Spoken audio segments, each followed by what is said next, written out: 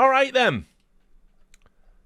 This is a story that I kind of didn't get round to in a timely fashion. So no doubt by the time it's on YouTube, people are going to be saying, "Oh, you're late to the party with this one, bruh. You're late with this one, bruh. Late weeks, bruh." But I want to talk about the $500 Faker Hall of Legends Ahri skin in League of Legends, right? This is just a beautiful encapsulation of everything that is Riot Games, League of Legends.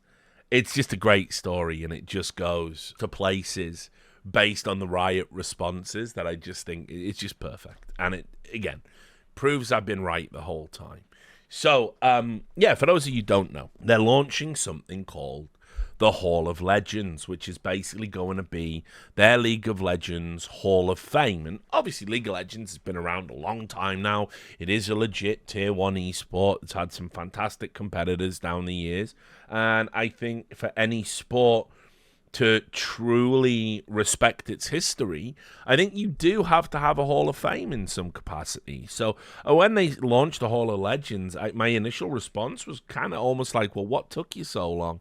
I would have thought you would have had that up and running by now. I mean, you know, it's been about 10 years. Maybe it's the right time. But anyway, I do think it's important that scenes, spaces, sports, whatever you want to call them, that you recognize the people who achieve excellence. It's one of the reasons why I'm very sad about what's happened with the esports awards, because those awards did mean a lot to me. Winning my first, winning my third, getting a lifetime achievement award. It's sad that that's now been cheapened, not just by Mark Merrill being given one apropos of nothing when panelists didn't agree, and obviously now with the Saudi takeover, it's just sad, you know.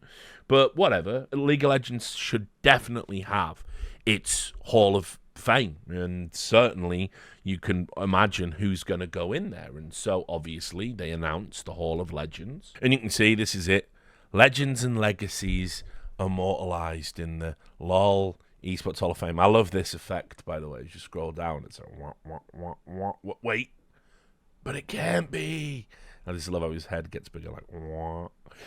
Anyway, introducing the Hall of Legends. LoL Esports Hall of Legends commemorates the best of the best players who have forever shaped our game, sport, and community. An independent committee explored a range of potential choices for 2024's inaugural inductee.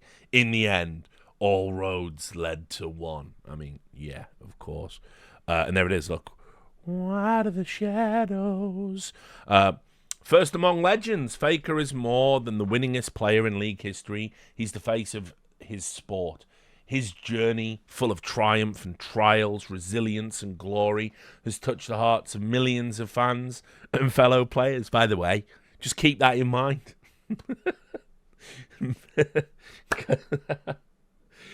It's affected everyone in League on some level. Now watch as we gatekeep who can truly celebrate it with an outrageous price tag. Play is the king. Hall of Legends inductees are honoured in-game with a custom event and cosmetics reflecting the mark they've made on the Rift. This year, we collaborated with Faker to offer something for everyone. Not necessarily everyone. An event pass chronicling his career plus 3 Ahri collections with all new features, from unique takedown counters to tower finishes for the most ardent fans. Welcome to the Hall of Legends, unkillable Demon King. Right, so want to set the table for a few things because it's good to remember history and some general thoughts from me about cosmetics and also some interesting facts about Faker. So, first thing, one of the things I actually despise about all of this, and I haven't revealed the prices of the skins or anything yet, but, you know, kind of did in the lead, but you'll see in a moment what you're getting for your money. One of the things I've always despised about the way Riot Games operates is they really do make it apparent that these players, which they're pretending to be respectful and appreciative in copy like this, but they make it abundantly clear that they only really care about you in so much much as you can be a vector for them, like, you know, to earn money typically, but also, you know, to gain influence, make it look like they're down with the kids and they really watch the games and care about these things. They've done this historically, and, you know, it's not even about popularity per se, because they banned popular players for not playing ball, and people like I Will Dominate, who they, you know, they just took a year out of his competitive career because he said something at an after party they didn't like. You know what I mean? They're just really awful people, and a truly dreadful company. And so they've always obsessively wanted to monetize Faker wherever possible. And I want to remind everybody about Spectate Faker. You can go watch a video. It's on my YouTube channel. But Spectate Faker, for those who don't know, a guy figured out how to use the Riot API to be able to know when Faker was playing League of Legends, and to then take that gameplay, and he was broadcasting it on a Twitch channel, which actually initially didn't have commercial settings. People couldn't sub to it or anything. They could only donate. And he was doing this using the in-game client, no nefarious fucking, you know, means or whatever. And it was something Riot Games themselves had done to all of you if you play League of Legends, because they had their own channel called Watch Teemo Die, and anybody that was playing Teemo at that time, your footage, unbeknownst to you, if you died as a Teemo player, your footage was being broadcast on a Twitch channel. And yet Mark Merrill came out and tried to pretend that not that they owned the footage, but that Azubu, who had a streaming deal for Faker's games, they should actually DMCA it, because even though he was just streaming in-game client footage, which, as we've talked about with Valve and all the nonsense that happened with StarLadder and their DMCAing, it doesn't matter how much StarLadder pretended that they own the copyright to Counter-Strike. They don't. Valve temporarily saying, yeah, if you DMCA it, we're not going to stick our fingers in and stop you. That doesn't alter the facts or the grounds of the appeal. And I cannot believe, and I've even talked about it with lawyers, I can't believe for a second that DMCA would hold up. But anyway, that's what Azubu did. They went in and they DMCA'd the Spectate Faker Twitch channel. And so Twitch complied with the bogus DMCA. And Mark Merrill said, well, it's not even just about the commercial aspects. By streaming Faker, right, the unkillable Demon King, by streaming Faker without his knowledge, you're bullying and stalking him. That's what Mark Merrill said. He's a real human being. So, yeah, a player who plays on stage and has his gameplay footage broadcast, if somebody else does it outside of Riot's control and maybe makes some money, right? So anyway, of course, what it was actually about was Riot Games believe they own Faker on some level. That is what they believe. They know Faker is such an iconic player that he's incredibly good for their brand, right? And so they didn't want anyone else getting rich off Faker's gameplay besides them. That is what it was all about. And so go watch that video if you want to be informed about that topic. Now, here's an interesting Faker fact. Faker doesn't like skins. Quite famously, doesn't use skins. And lots of people have speculated about his reasons. But the bottom line is he's alluded to, because he's smart enough to not commit to a position, but he's alluded to the fact that he just doesn't like anything in a game that sort of separates people based on, like, wealth. I think he said something to that effect in some old interview that I read. And so he likes the idea of just turning up and playing native, not using any skins whatsoever, and just owning people because he's good, and he thinks that you shouldn't use skins as a flex. So, in fact, it made news when Faker accidentally locked in a skin that had been added to his account. And everyone went, oh, why is he using the skin? What does it mean? Does it give you a competitive advantage? And he just put out like a tweet or whatever afterwards going, it was an accident, and then said nothing. If you refused to elaborate. So this has driven Riot up the fucking wall. Because what can you do? This is like going to fucking, Michael Jordan and saying, listen, I know you don't want the sponsor on the jersey, but please, you're killing us here. You're the most famous player. But you can't kick him out the league. You can't punish him. He's the face of the sport. So good luck with that one. So they have been furious behind the scenes. And by the way, again, like, Monty's talked about this. Thorin's talked about this. I think Rich has talked about this. I think Dom's talked about this. All the people that I still talk to from League, they know that fucking Riot cannot believe that he refuses to use these skins because it's cost them so much money down the years. Because the reality is, as the face of the sport, particularly in a region that has this, fan worship culture, by locking in a skin, using a skin, they would sell hundreds of thousands of that skin easily that day. Like, just bosh, people just go and buy it. But he doesn't like skins. Doesn't believe in him. So, just an interesting fact that you might want to consider when we get to the next part of the story. Okay, the Hall of Legends Faker trailer. Right, here we are. Right, so you can relive Faker's career highlights through 100 levels of unlockable rewards, which include commemorative skins, icons, and a special callback to the champ that helped start it all. And you can see here, these are some of the things you can get, right? So it's essentially a battle pass based around Faker's career, right? Okay. And then we get to the Ahri collection. Now, it's interesting, isn't it? Because I seem to remember, didn't we all used to complain about sexualized women in video games? Wasn't that bad? And didn't we have to design characters? They all have to be overweight now, right? Because otherwise you're a pig. Okay? You're the pig, So I remember that.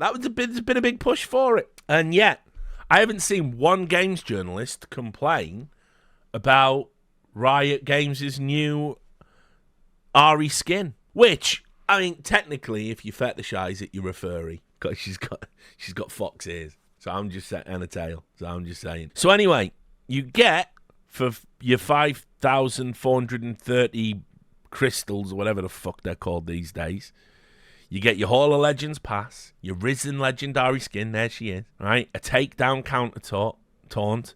You get Ahri, the champion. You get an exclusive border and an exclusive icon and emote. But for the low price of 32,430 crystals. By the way, that is a funny joke to whoever typed. It doesn't even look like Faker. That's really funny. I appreciate that. And there she is there. Again, being sexualized, right? You get the immortalized Ahri skin. You get the exclusive structure, finisher, voice effects, blah, blah. All of this. You can read, probably. Although I am hiding it with my camera. All of this, right? Demons chosen. What you can't see is it says Demons chosen transformation with Demon King HUD during ult. Which is clearly worth that. This is about $300, right? But then you go up to the actual one where you get Faker's signature on it. You get the final boss Faker title. You can't see that again because my camera's in the way. Signature immortalized border, signature banner, signature splash art for Ahri and LeBlanc. Immortalized Legend Collection. You get your 100 pass levels instantly, so you get all the stuff off the Faker Battle Pass. The Risen Legend LeBlanc Paragon Chroma. This is all bollocks, isn't it? It was like, I'll tell you a story. It's got nothing to do with this. We'll shelve this, right, for just a moment.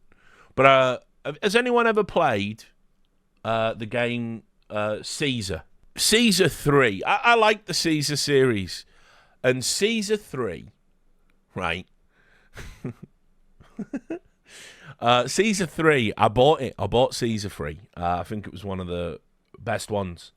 And I bought Caesar 3 in like a real format, not digital. I bought it at the time.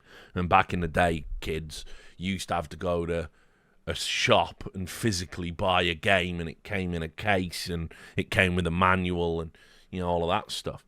And one of the wildest things I've just ever seen, right, is in that manual at the back, and this might be out there on the internet. I've never looked it up, so you guys can check. I was reading the manual, and at the back of the manual, it tells you what all the units do and what all the upgrades do and what all the buildings do. And it would be like, granary, gives you like plus 30 grain up, plus 30 grain, every minute or whatever the fuck. And it would explicitly outline it. And obviously, the more and more you go through, the more and more like kind of opaque some of the language gets. And obviously, this is just someone typing up this manual. And just in the middle of like these pages and pages explaining what the units do, the buildings do, someone had typed in, it was like, I don't know, Spearman, like something like that. Someone had just typed in the middle of all of that, what the hell is this shit? And they just left it in the copy.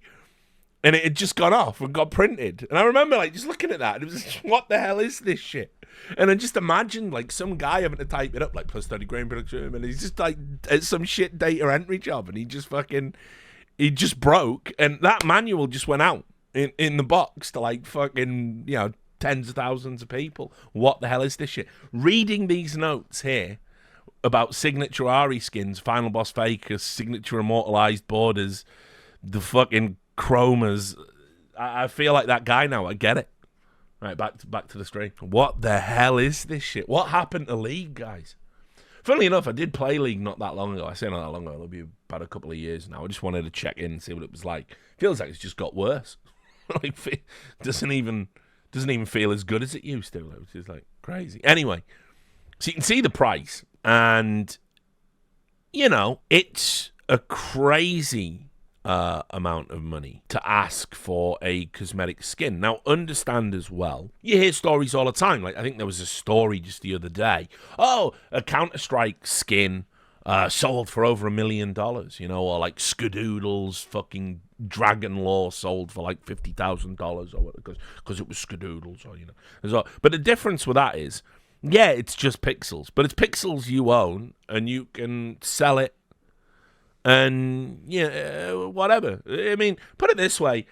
I don't think skins have been great for the esports side of thing. But I will say, as a concept, it's a lot better than just I pay for cosmetics and then you can ban my account or take it away anytime I want, or you just shut down the servers and that's that, and it was all a waste of money. At least I can still sell the skins on the Steam market, while they have some nominal value. $500 for this is pretty wild and steep. And so a lot of people were fucking outraged. And I put it to you, by the way, that even though the reaction was pretty negative, I genuinely believe they set it so high because they wanted to make up for all the years they've not been able to monetize Faker. That's actually what I think they're doing. I can't think of any other reason where you would justify that price point. But now, first I'm going to show you the outrage, and then why don't we look at Riot staff members justifying the price point? Because it is pretty fucking wild. This was the Reddit thread where people got to react to it. I'm sure if we went on the deleted comments on this, there would be lots of anti-Riot stuff being deleted. But you can see the just general reaction. We've got, I thought it was a typo, right? Yeah, obviously. For that kind of money, I almost expect Faker himself to deliver me a code to the bundle. Fair. $500, yeah, no thanks. Faker doesn't even use skins anyway. Every default skin is Faker's skin. What an absolute chad. Let's celebrate the face of our esport, who famously doesn't even spend money on skins, by absolutely overcharging the fuck out of his event skins. What the hell, Riot? And remember, I mean, because part of this is, it is meant to be a celebration of Faker's career. And if I was a player, by the way, and they made a skin, right, and he gets a cut, obviously. I think it's something like, I think I heard 30%. I don't know if that's true, but I think somebody said that behind the scenes. I don't know. But anyway, he gets a cut, right? So obviously, you want people to buy these skins. But I'd feel a bit weird if they were like, I'd rather more people had skins celebrating me than didn't, than it be some rare thing. Like, I'd want many people in the world to sort of know who I was and acknowledge it. Oh, so it's 30% for the team, so he gets a cut of that from T1. So, yeah, he's probably getting screwed, isn't he, somewhere along the line. It's crazy that Faker, known for his generosity and taking less salary over the years so he could stay in career, is going to be associated with these crazy packages where the base skin isn't able to transform. I looked at the 2 whale packages and pretty much expected a physical Ahri statue, more on that in a moment, to be included in them, but they were just a couple of finishes and signature emotes. Absolutely bonkers. That's 1 month's salary in my country. Right? What's the point of a Hall of Legend skin if 99.9% of the player base can't buy it? Here I thought it couldn't get worse than gacha chromas. Hate them gacha chromas, me. This is no way of celebrating a player. This is just another attempt at scamming your player base. There is absolutely no way they're getting away with this. Spoiler, it's Riot. They're 100% getting away with it, and you're going to let them get away with it, and you're going to forget about this and still play their shitty games. So, yeah, they're going to get away with it. They always get away with it. I can't even conceive Fake himself being okay with this either. Possibly the most atrocious move I've seen from Riot ever. I mean, fuck all them women that were being sexually harassed and denied promotions and other things, I guess. See where your priorities are.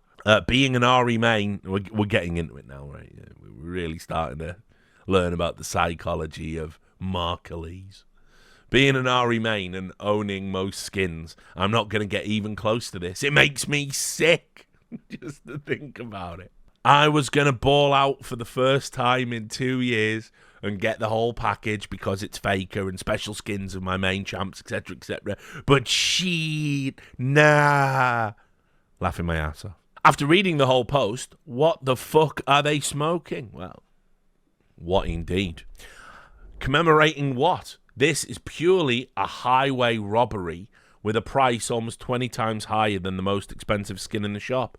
Even the base form costs more than an ultimate skin just for a plain legendary skin with absolutely nothing special. Whoever greenlit this can kindly go fuck themselves.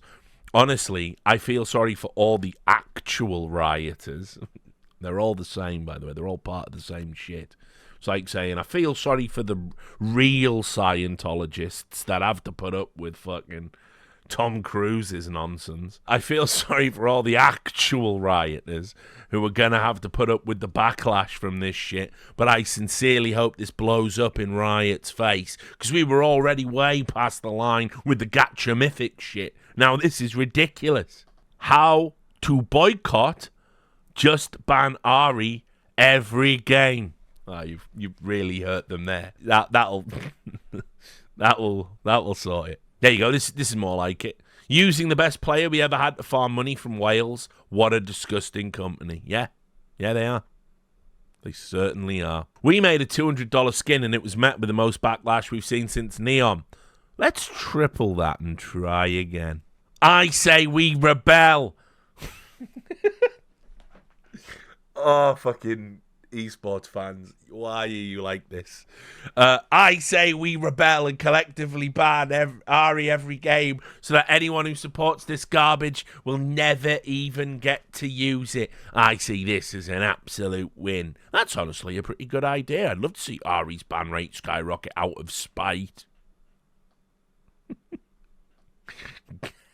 Gamers, rise up. Rise up! Is there any chance for at least the Reddit community to come together in this occasion and stop buying skins from any champion altogether if they don't lower their whole skin to the usual ultimate rate of 3,200 RP?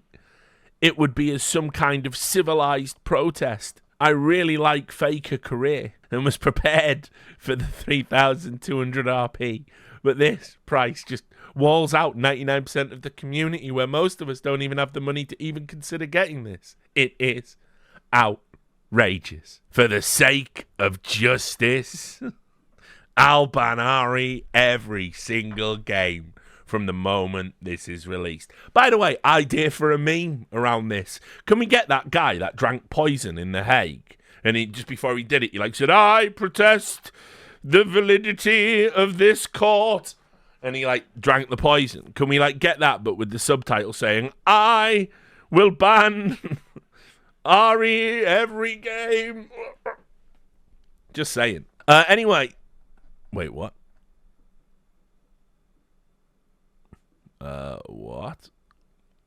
I just clocked it right at the bottom there. For $500, I better be able to fuck Ahri.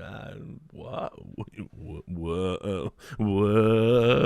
So anyway, you can see the community didn't like it. Now, right, I'm going to say something about this. First of all, I believe you can just sell a product for whatever price you want. I'm old-fashioned like that. I wouldn't apply that logic to essential medicine, maybe. I'm not a psychopath. But I think if you make something, be it digital or otherwise, you get to set the price. And ultimately, if you set the price too high, that should be a bad thing, because if people believe a price is too high and they're not willing to pay it, then you won't make money on it, because you've essentially priced yourself out of the market, right? I sort of do believe that. And when I see people complaining about, wait, there's this totally optional thing that I can have and I can't afford it, but this is an outright, like, fuck off, get a part-time job, you cunt.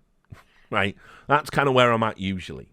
But just in case people are going to go, oh, Richard, you've always been a free market guy, right? Just in case people are going to be like that. The reason I do find this price point distasteful isn't just because it's Riot, and so I have to hate it, because remember, I'm biased and bitter and twisted towards them. But it's the fact they are leveraging the face of their game. This is why I do find it distasteful. If it's meant to be a celebration of Faker, let people celebrate Faker by having a reasonable point of entry, a reasonable price.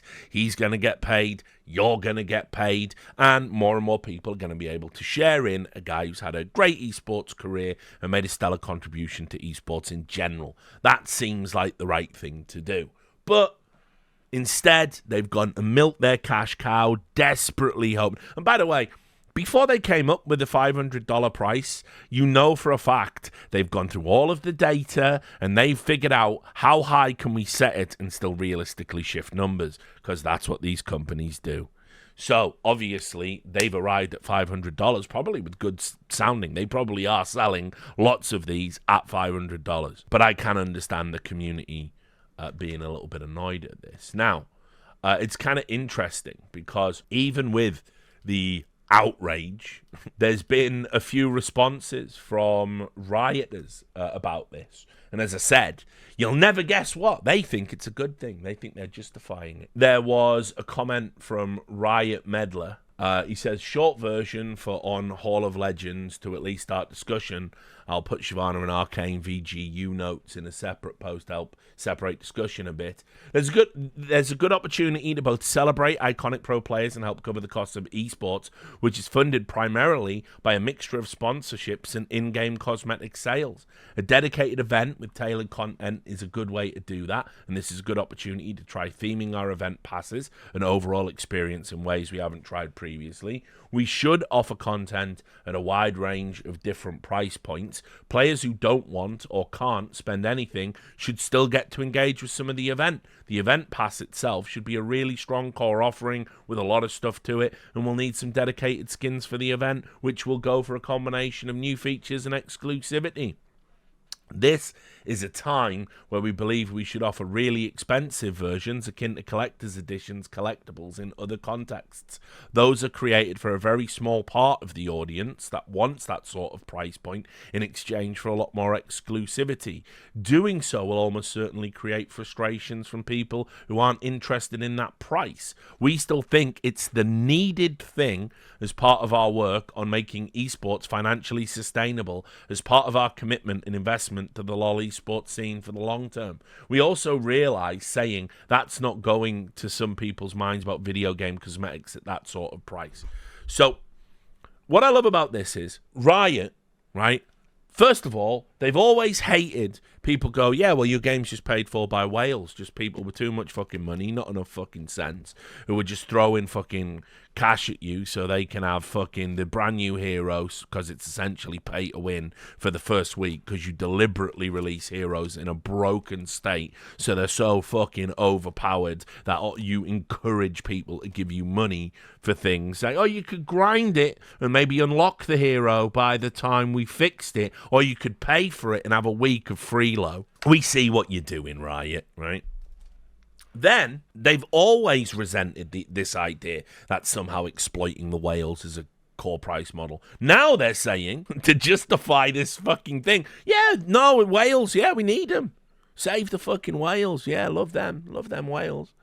Right? So that's interesting. But then also, what I love about it is they can't just say, listen, we like money. We like making money. We're a fucking company. We like making money. They have to say, no, this is good because this helps esports. Ah, yes, that famous League of Legends esports that you always say, oh, we lose money on the esports. It's a lost leader for us. We just don't make money on it. Maybe one day we'll have to stop it if we don't make money off it. You love saying that, but it creates an aspirational element. So let's follow this through.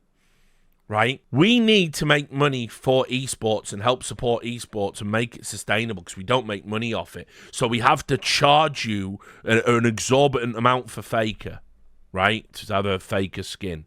But if you hadn't have put the effort into the esport in the first place, there wouldn't be a fucking Faker to monetize, you fucking cretins. So how does that work?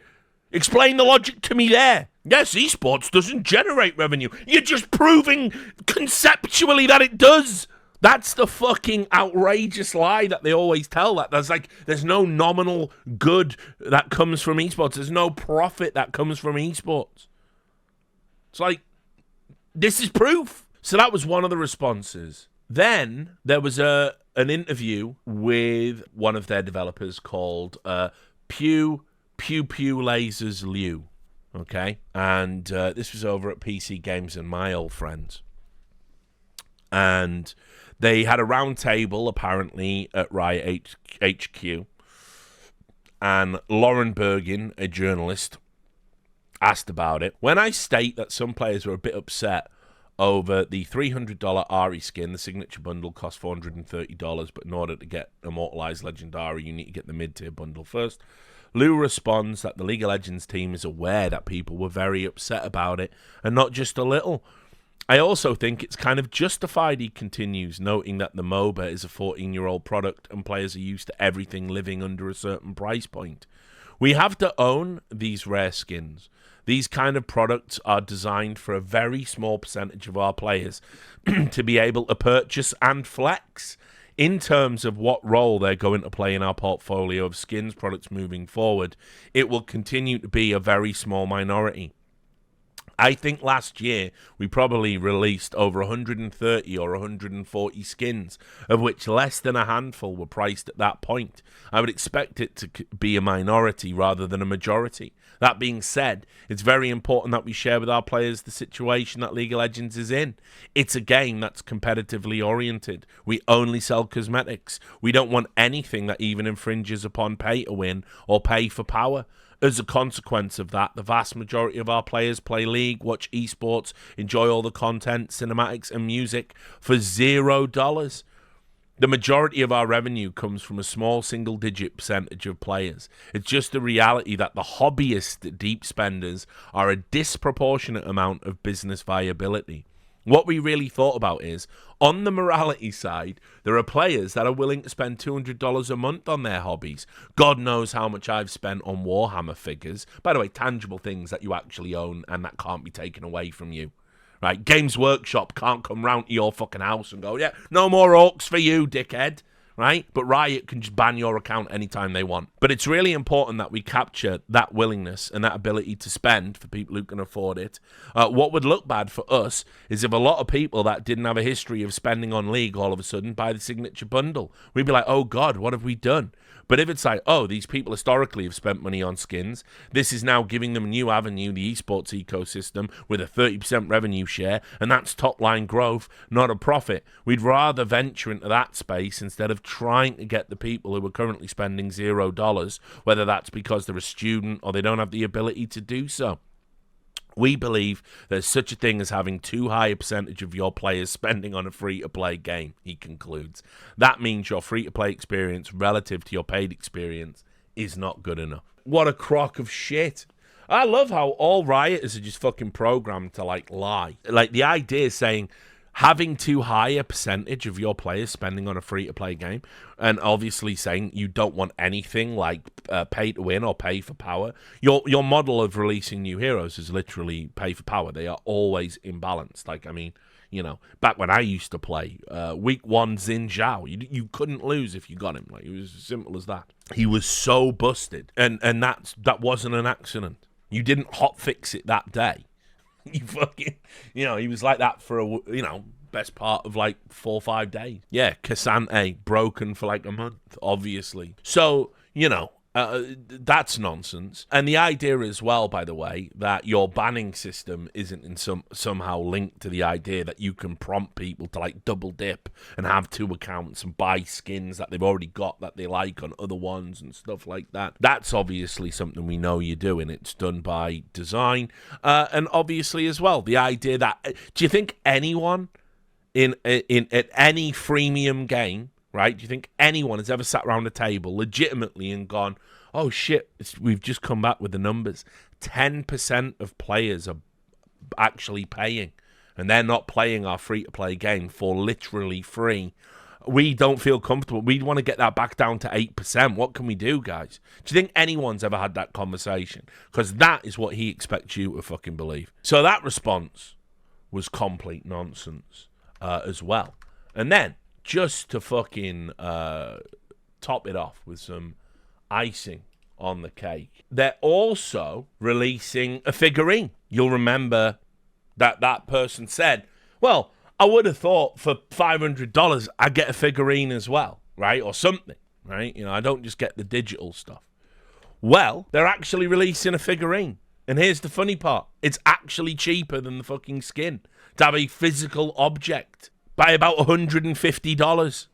Oh, there you go. No, sorry. $250. So, yeah, half the price. So, why would anyone... Like, by the way, what's also hilarious...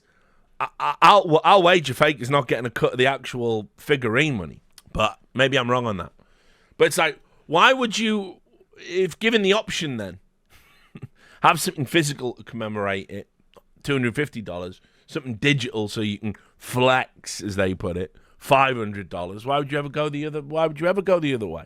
And you can see people are like, yeah, they should include this in a bundle. Oh, you silly goose.